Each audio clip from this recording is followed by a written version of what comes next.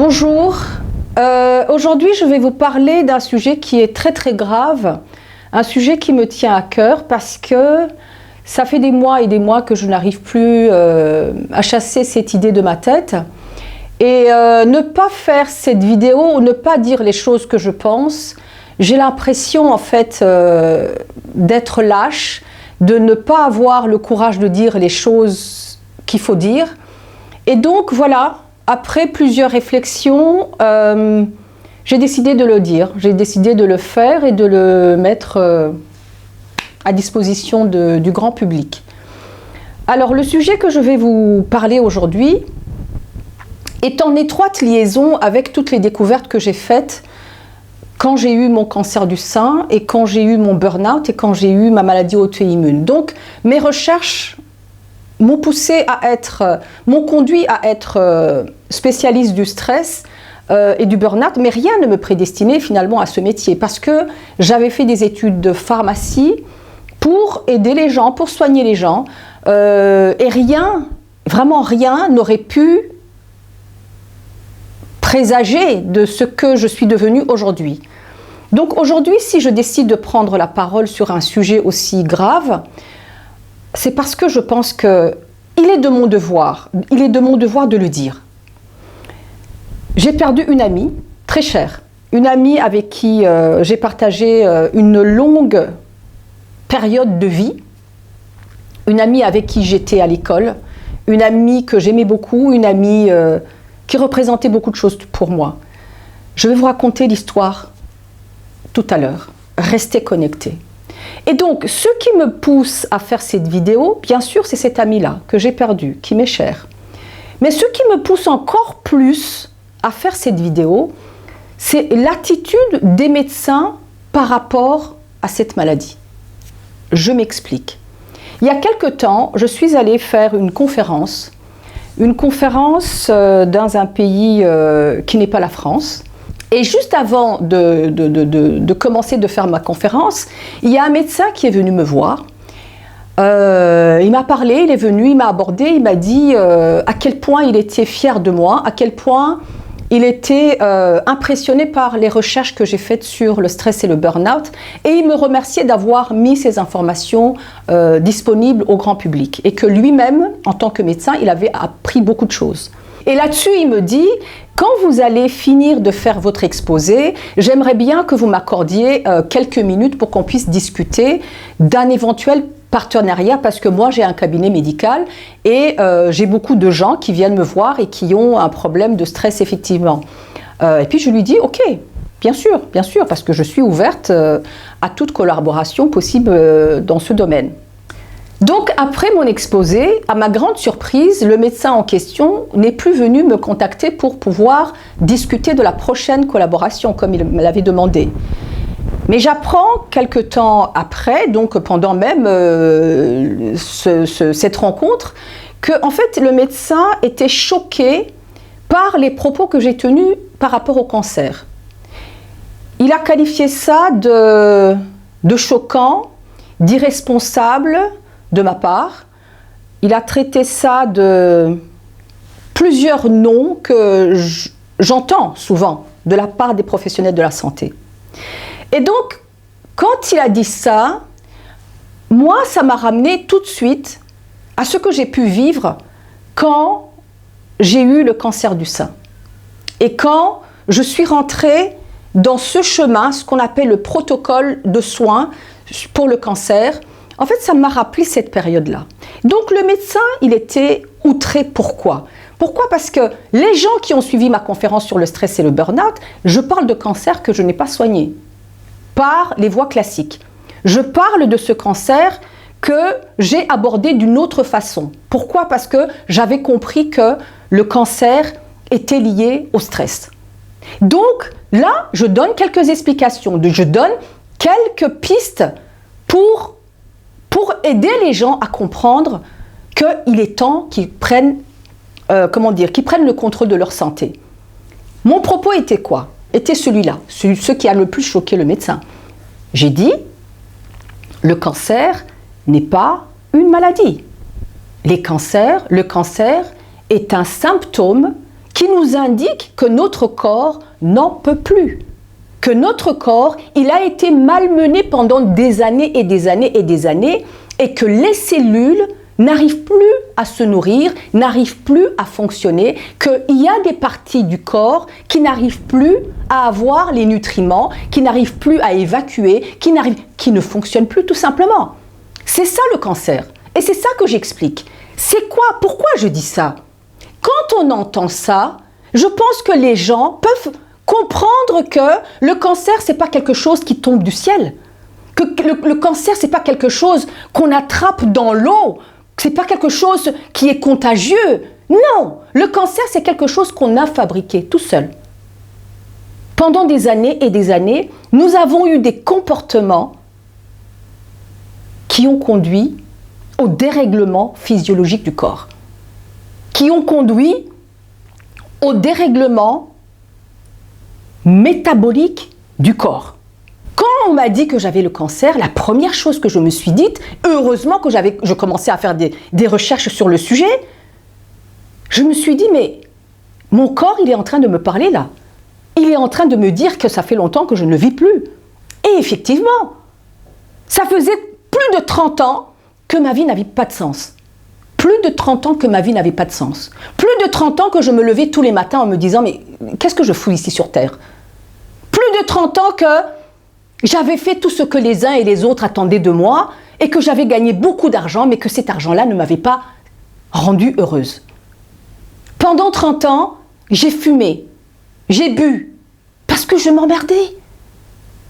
Qui est irresponsable dans l'histoire? Est-ce que c'est moi qui me donne la peine d'aller lire tout ce qui peut être fait dans le domaine de la santé, de reprendre les recherches scientifiques, de les lire pour aller comprendre ce qui ne marche pas dans le corps humain? Est-ce que c'est moi qui suis responsable ou ce sont les gens qui ont appris une science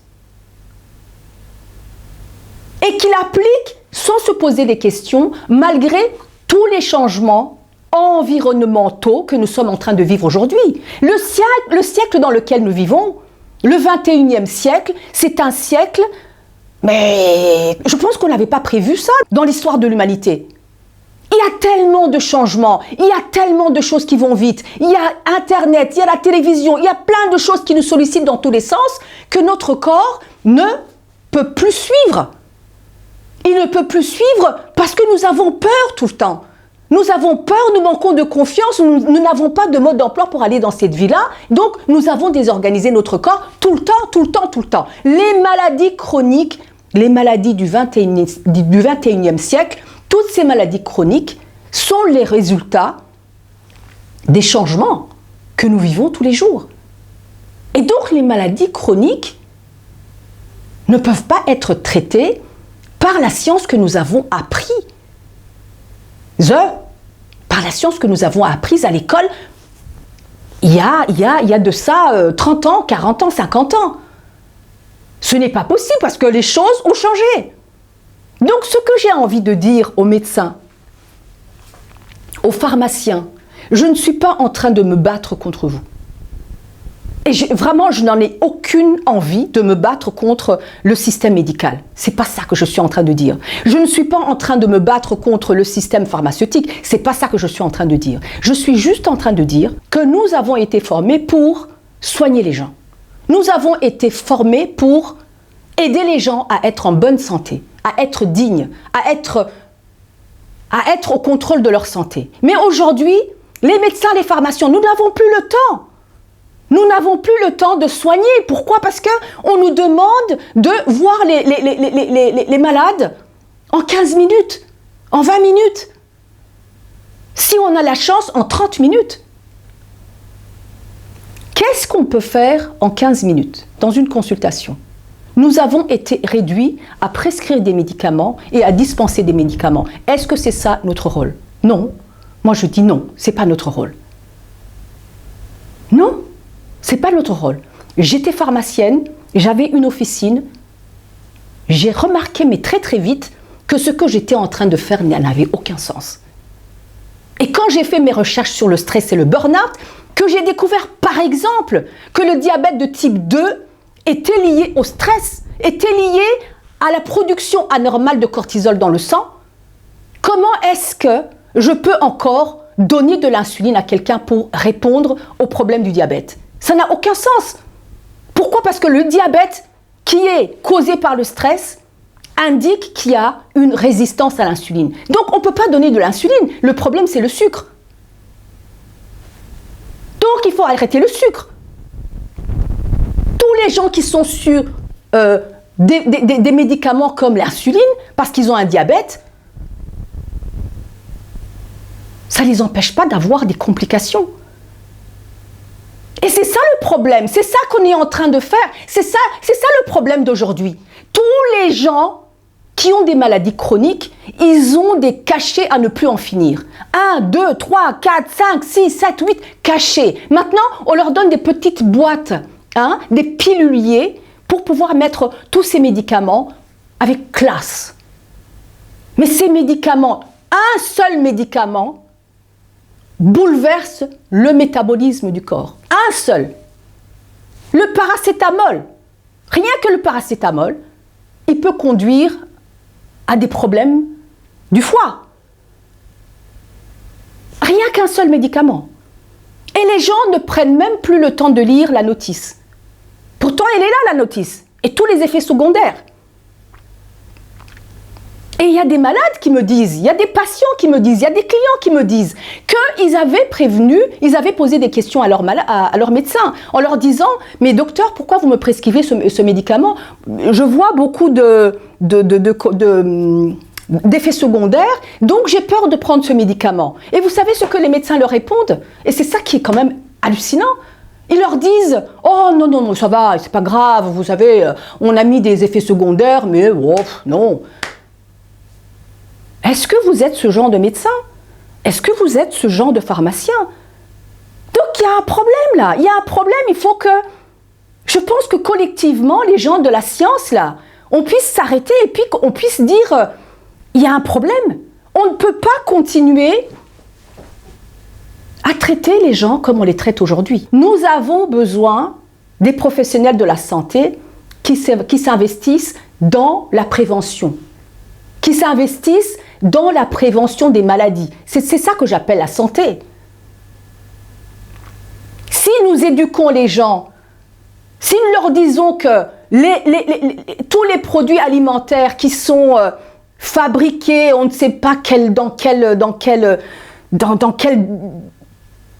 avec quelles normes, qui contient, tous les jours il y a des scandales où on nous dit que dans tel ou tel aliment, il y avait des colorants, il y avait des trucs qui provoquent le cancer.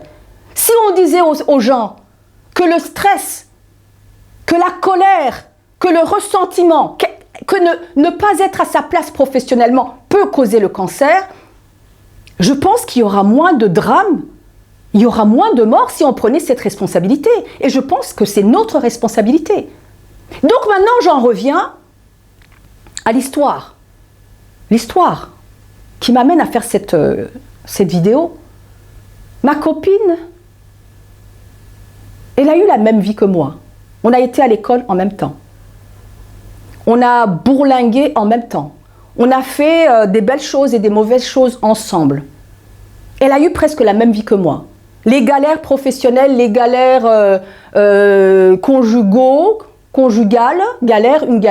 les galères conjugales, on les a vécues ensemble. Et puis un jour, on lui offre un cancer. Moi aussi, on m'offre un cancer. Ok? On a 2 cancers, les mêmes cancers. C'est comme si on était des jumelles. On nous a vraiment filé, je ne sais pas, disons qu'on s'est filé le même cancer. Cancer du sein, même stade. Et donc, moi, quand j'apprends que j'ai mon cancer du sein, la première chose que j'ai dit au radiologue qui m'annonce ça, je lui ai dit, chouette, enfin je vais pouvoir prouver que ce que je raconte c'est pas des conneries quoi. Donc je prends pas la chimio. Il m'a pressé pour que j'aille voir les médecins, d'accord? Il faut que madame, vous alliez voir votre médecin traitant. Je suis allée voir mon médecin traitant. Le médecin traitant qui m'avait déjà vu, qui m'avait dit d'ailleurs prenez un antidouleur parce que juste avant qu'on découvre mon cancer, j'avais eu une grande douleur en dessous des côtes. C'était le cancer en fait qui était juste en train de pousser, tout simplement. Il m'avait dit prenez des antidouleurs et puis ça va passer quoi.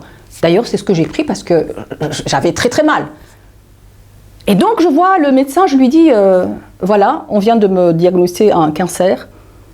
Ah oui, attendez, je vais appeler le chirurgien. Je vais appeler le chirurgien. Est-ce que vous en connaissez un? Je dis, docteur, excusez-moi, mais stop, une seconde. Ce que j'ai envie, c'est d'abord qu'on parle. Vous êtes le spécialiste de la santé, donc je voudrais qu'on discute. Ah, il me dit, non, il n'y a pas de discussion possible là. Là, c'est grave. Je dis, oui, docteur, excusez-moi, mais j'ai envie de savoir d'abord. Avant de passer à la chirurgie, j'ai envie de comprendre à quelle sauce je vais être mangée.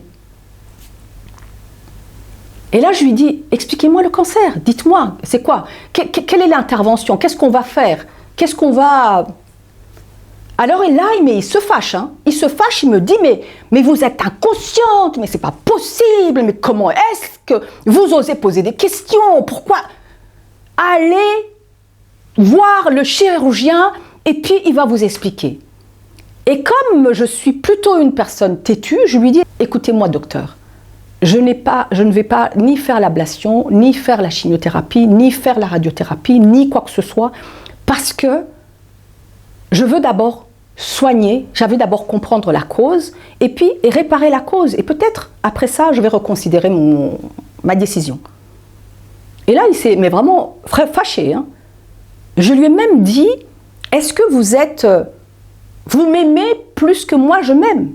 Parce que là, vous êtes en train de me dire qu'il faudrait que je suive vos indications les yeux fermés. Je lui dis non, c'est pas le cas. J'ai envie de réfléchir. Et j'ai envie de prendre le temps pour réfléchir. Il avait déjà appelé le gynécologue chirurgien. Quand j'ai fait mes études, je ne savais même pas qu'il y avait eu des spécialisations dans la chirurgie, dans la découpe des seins.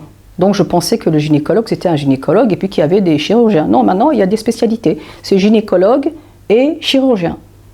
Des gens qui sont spécialisés dans l'ablation des seins. Ok. Je dis, j'y vais. J'y vais. Je suis même curieuse de voir comment ça se passe. Est-ce que le prochain médecin me parlera de la même façon que celui-là? Je vais voir le chirurgien qui me reçoit avec beaucoup d'élégance, avec beaucoup d'empathie, parce que il avait déjà mon dossier médical. Et là, donc il me dit, bon voilà, après consultation, il me dit, voilà, donc on va vous programmer pour la semaine prochaine, pour l'ablation,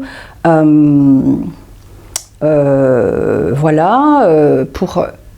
Et je lui dis, docteur, moi j'ai vraiment pas envie de faire l'ablation.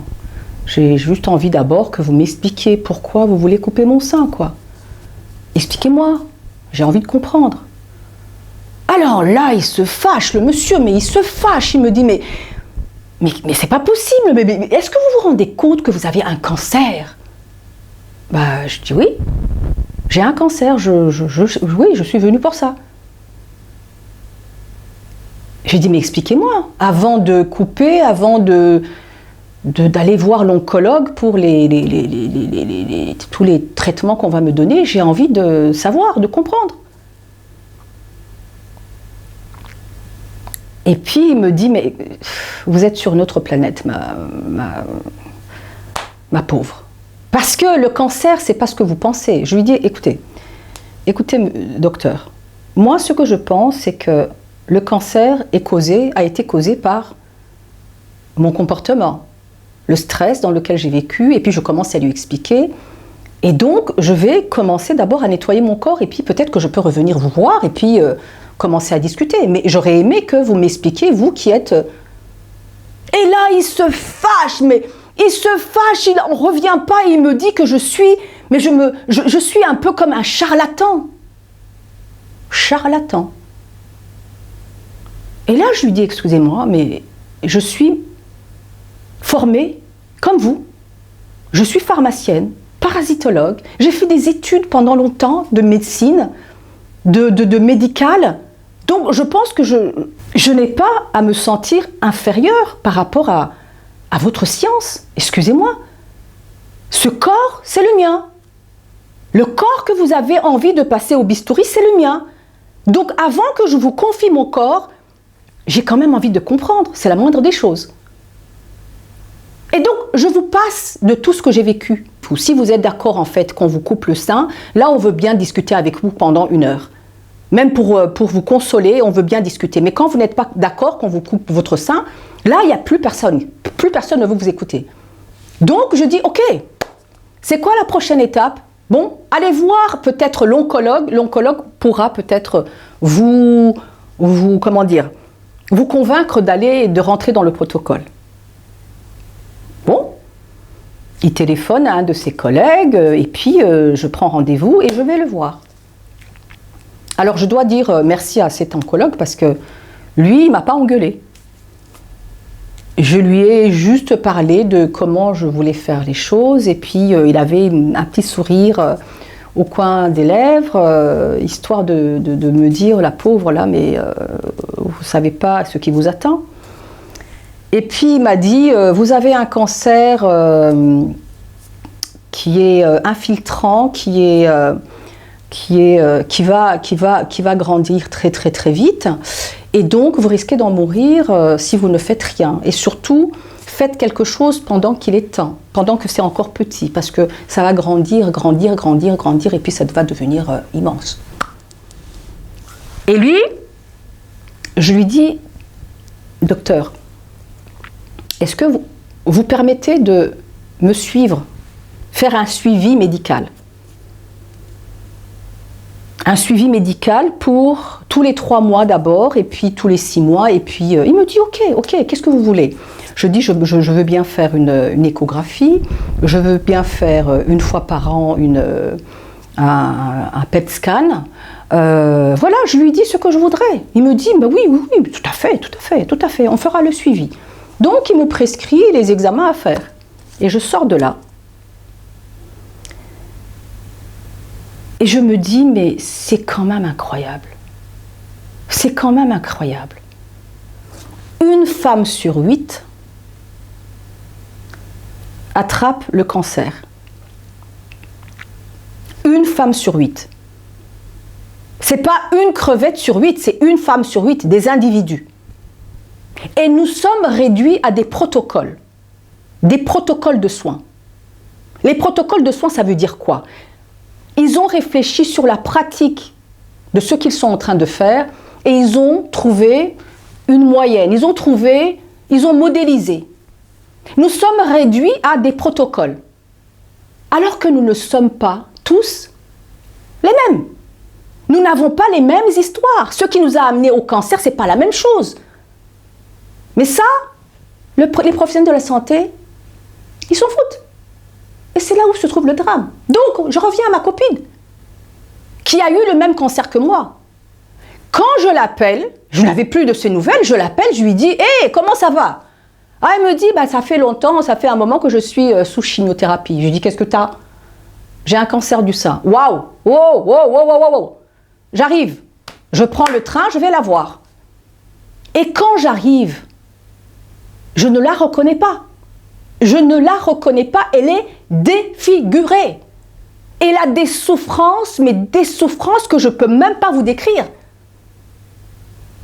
Et je suis là, oh, mais c'est pas possible. Qu'est-ce qui se passe? Qu'est-ce qui s'est passé? Alors là, elle m'explique que elle est à sa 2e chimio et que depuis, elle a des douleurs neurologiques, elle a des douleurs partout, elle avait il n'y a plus rien qui fonctionnait dans son corps, elle avait mal à la gorge, mal partout. Et donc je discute avec elle, j'essaie de lui remonter le moral, et puis je lui dis, mais moi aussi j'ai un cancer, mais moi j'ai décidé de ne pas le traiter. Et elle m'engueule, elle me dit, mais arrête tu as toujours été un peu rebelle, arrête de faire des trucs comme ça. Elle m'a même appelé un de ses médecins pour m'obliger à prendre la chimio.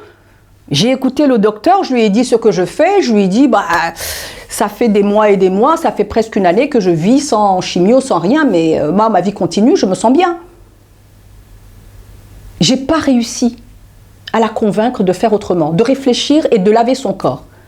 Parce que chaque fois que je lui disais, fais ne fût-ce que des lavements pour que ton intestin évacue tout ce que tu prends, elle me disait, ah non, ça c'est pas dans la prescription des médecins. Et j'ai envie de vous lire. J'ai pris un dossier qu'elle m'a partagé avant de mourir.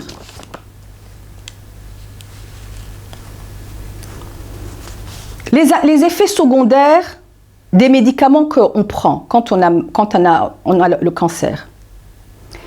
Toxicité digestive et des muqueuses. Donc, vomissements, nausées, manque d'appétit, perturbation du goût, odorat, constipation, diarrhée, inflammation de la bouche, aphte, fatigue, chute des cheveux, toxicité hématologique, diminution des globules blancs, diminution des globules rouges, donc anémie, diminution des plaquettes, la liste est longue, toxicité neurologique, fourmillement, picotement, picotement des mains et des pieds, douleur des articulations et des muscles, douleur osseuse. À tous ces effets secondaires, on donne d'autres médicaments. On avait donné la chimio, mais comme elle a des effets secondaires, on va donner d'autres médicaments. Donc, le corps se retrouve avec des millions de molécules chimiques dans le corps. Tout ça, pourquoi? Tout ça, pourquoi? Moi, ma question c'est, est-ce qu'on meurt de cancer ou on meurt des traitements? Je ne sais pas.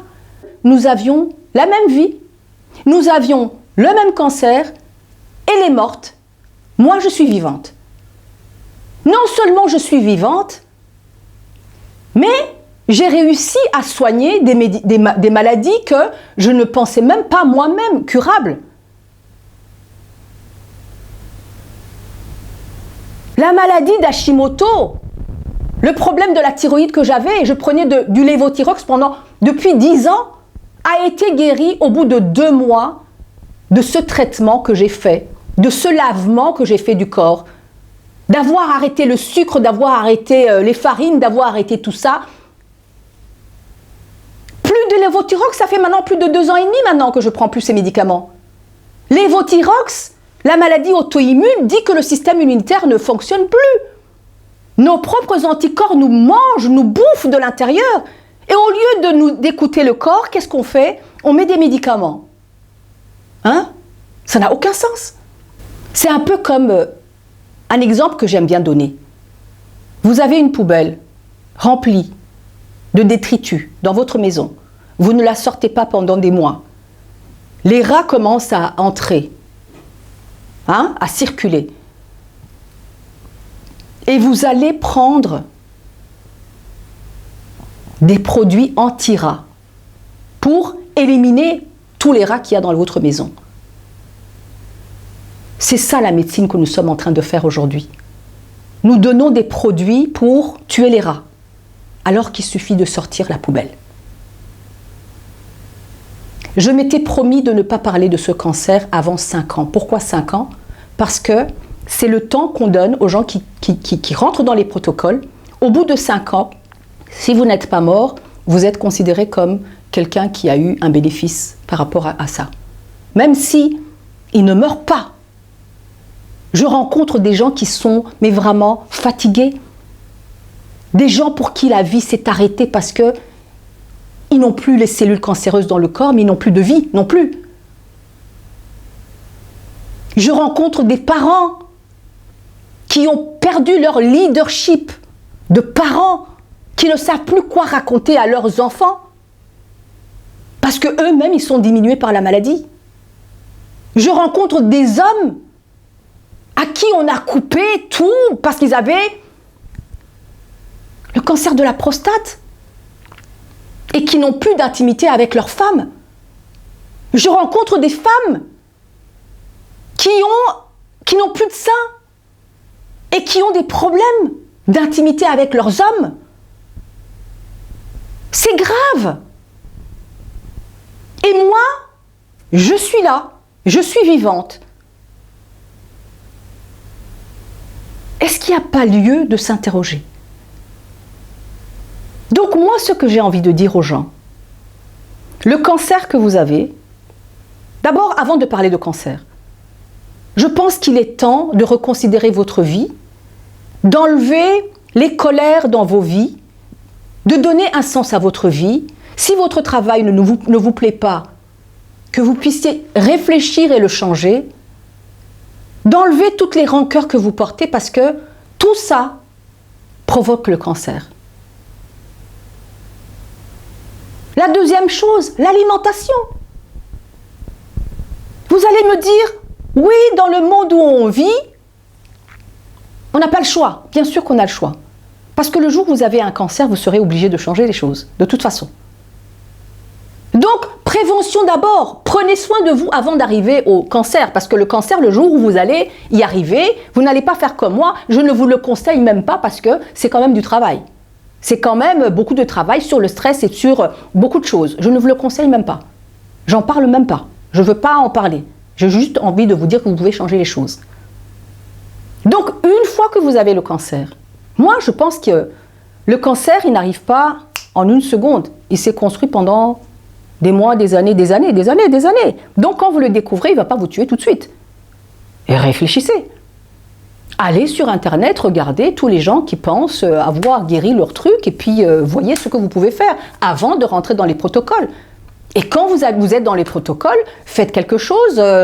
Vous pouvez aussi écouter votre corps et savoir ce que le corps est en train de vous raconter. Vous n'êtes pas obligé de suivre tout ce qu'on vous raconte parce que le corps, il est à vous. Ça, c'est très important. Partagez la vidéo, dites aux gens, d'abord, évitez le cancer. Et si vous avez le cancer, commencez à réfléchir. Vous êtes dans un pays africain, par exemple, ça coûte trop cher. Vous êtes obligé de vendre tout ce que vous possédez pour aller faire la chimio. Et puis vous rentrez, vous êtes plus malade que ce que vous aviez avant. Et entre-temps, vous avez ruiné votre famille, vous avez ruiné tout. Partagez, dites aux gens de changer la façon dont ils font les choses. Allez voir ma vidéo sur le stress et le burn-out, elle vous expliquera beaucoup de choses. Et aux médecins, j'ai envie de dire, nous avons passé des années et des années, des années et des années au travail. Les études médicales, c'est des syllabus comme des trucs mais énormes, qui nous a stressés, qui nous a stressés, qui nous a stressés. On n'a même pas eu le temps d'apprendre ce corps-là. Moi, j'ai découvert des choses quand je suis tombée malade. Et donc, quand on va dans la pratique, il y a des choses qui étaient vraies il y a quelque temps et des choses qui ne sont plus vraies aujourd'hui. En témoignent toutes les recherches scientifiques que j'ai découvertes sur le cancer, sur le stress, sur le burn-out, sur plein de choses, et qui nous disent que la pratique que nous sommes en train de faire n'a aucun sens. Il y en a plein. Vous tapez PubMed, vous téléchargez, il y a beaucoup de recherches sur le sujet. J'ai travaillé à la Commission européenne pendant des années dans le secteur de la recherche sur les médicaments, vaccins et tout ce qui était cancer. La Commission européenne, c'est le premier financeur de ces projets. On n'a encore rien trouvé. Donc, la seule façon, c'est de se mettre à jour par rapport à tout ce que les scientifiques sont en train de faire. Et là, je salue tous les scientifiques qui font un travail extraordinaire. Mais quand je dis extraordinaire, c'est extraordinaire. Il y a des chercheurs qui continuent à chercher. Vous n'avez pas le temps de voir les gens et vous n'avez pas le temps de lire. Ayez au moins l'humilité de dire « je ne sais pas ». Si vous n'arrivez pas à expliquer à un malade qu'est-ce qu'il a ou qu'est-ce qui ne va pas ou ce que vous allez faire dans son corps, ayez au moins l'humilité de dire « je ne sais pas, je ne vais pas vous guérir, mais je veux bien tenter ». Ne présentez pas la chose comme étant quelque chose de gagné. Il y a des chercheurs qui continuent à faire leur boulot. J'ai même découvert un travail d'une femme qui s'appelle Elizabeth Blackburn, qui a fait un travail sur l'effet télomère. Elle a quand même eu un prix Nobel de la médecine. Cette femme nous explique le lien qu'il y a entre le stress et le vieillissement cellulaire qui conduit au cancer. Et j'en passe, il y en a plein. Il y a même des médecins ici en France qui sont en train de nous expliquer que les méthodes de chimio et de radiothérapie ne sont pas adaptées. Il y en a d'autres qui nous alertent sur les dérives de la vaccination et plein d'autres choses. Et ce qu'on trouve à faire, c'est de radier ces médecins. Radier. Il y a un problème. Moi, je me suis radiée de moi-même. Donc, j'ai le droit je suis même libre de dire ce que je veux. C'est pas normal. C'est pas normal. J'ai envie qu'on puisse changer les choses. Qu'on puisse considérer qu'il y a des souffrances derrière tout ce qu'on fait. Que le nombre de médicaments qu'on prend n'a aucun sens. N'a aucun sens. Voilà, je vais m'arrêter là. C'était une vidéo très longue, mais j'avais vraiment envie de dire ce que j'ai ressenti. Et donc, je rends hommage à ma copine qui est partie. Je lui dis tu me manques beaucoup. Et je dis à tous les gens qui souffrent à cause du cancer ou à cause d'autres maladies que votre corps est extraordinaire. Extraordinaire. Il est temps que vous écoutiez ce que votre corps est en train de vous dire. Le cancer est en train de vous dire que vous avez arrêté de vivre. Que vous avez arrêté d'avoir une vie à l'intérieur qui palpite, qui vous donne envie de vivre. Vous avez arrêté parce que vous avez peur, parce que vous n'osez pas prendre votre place dans la société. C'est ça que le cancer a envie de vous dire. Moi, le cancer, c'est la plus belle chose qui me soit arrivée. Parce que depuis que j'ai eu le cancer, maintenant, je vais à ma 4e année. Je n'ai jamais été aussi heureuse de ma vie. Et je ne pense pas que j'aurais pu me réaliser comme je suis en train de le faire. Donc, le cancer est peut-être quelque chose qu'il faut juste écouter. Écoutez le message de votre corps. Le message est en train de vous dire « Vivez ». Vivez, soyez heureux, partagez des bons moments avec vos enfants. Retrouvez votre dignité. À partir du moment où vous avez compris ce qui se passe dans votre corps, vous pouvez reprendre votre vie. Vous pouvez reprendre le contrôle de votre vie. En tout cas, moi, c'est ça que j'ai envie de faire jusqu'à la fin de ma vie. Il fut un moment où j'avais des clients à vie, je leur donnais des médicaments, ils revenaient. J'aurais pu être très très riche. J'ai dit non, je préfère être riche en faisant autre chose. Maintenant, j'explique aux gens ce qui se passe dans leur corps. Et après, ils décident. S'ils veulent faire la chimio, ils font la chimio. S'ils veulent faire autre chose, ils font autre chose. Mais au moins, ils ont compris. Donc voilà. Merci de m'avoir écouté. Merci de m'avoir entendu. Et merci de votre patience, parce que je ne suis pas là pour casser les uns et les autres. Non, j'ai juste envie que je puisse partager ce que j'ai compris de la science médicale. Et que la science médicale, il y a des choses qui marchent, on continue. Il y a des choses qui ne marchent pas, on les enlève.